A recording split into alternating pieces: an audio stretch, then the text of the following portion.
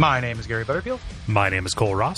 And you're listening to Adaptation, Decay, the premium Duckfeed Patreon podcast about how video games have been adapted into other media.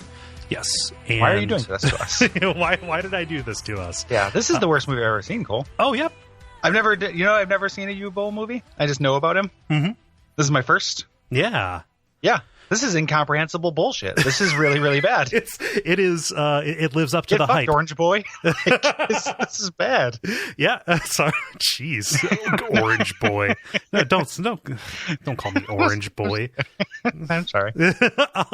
Ginger Man? No, don't like that either. We'll come up with something. Let's put on a pot of coffee. Just say red. Red is fine. Red? Yeah. Red sounds too cool. I'm trying to make fun of you for making me watch this movie. Like red makes it sound like that sounds cool. And I'm Which is trying not to make what fun you of want. It's not. Well, not for this purpose. Right. It's like that. Not for the vengeance of making me watch Alone in the Dark. Yeah, so we're talking about Alone in the Dark, which is an Uwe Boll movie. We don't want this we don't want the show to be a bad movie podcast, right? There are plenty of those. No. Like we could take the angle of just all of these bad movies exist based on video games.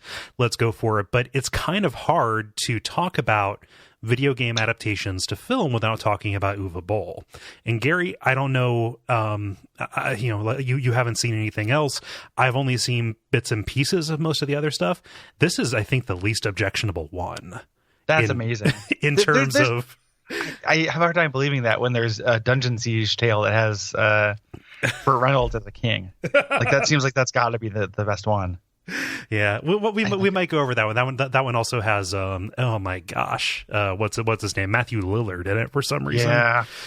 He just kind of gets anybody. It's not just we can't not talk about Uwe Boll, but we also the curve is so low, right, for video game adaptations or game adaptations. Like it is just very hard to find good ones.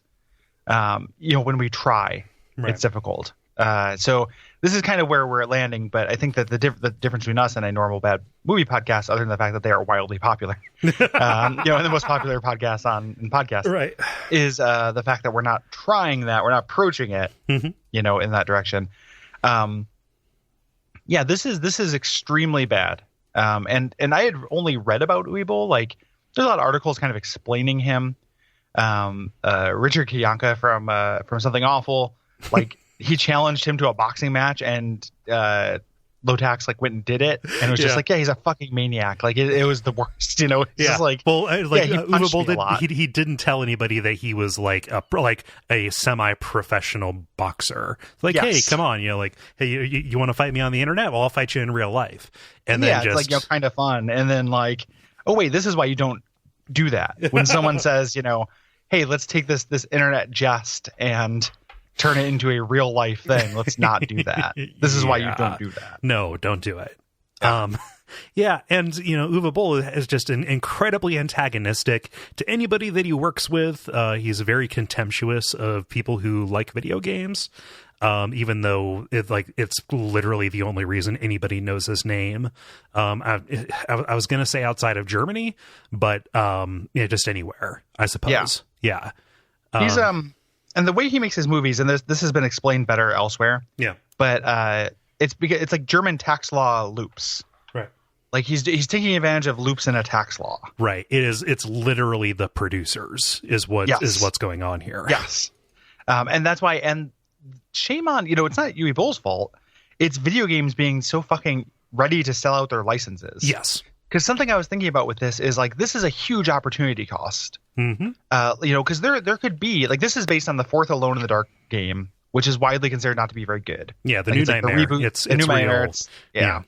So it's not very good. But like this does the Alone in the Dark license is now forever associated with and probably owned by these jackals.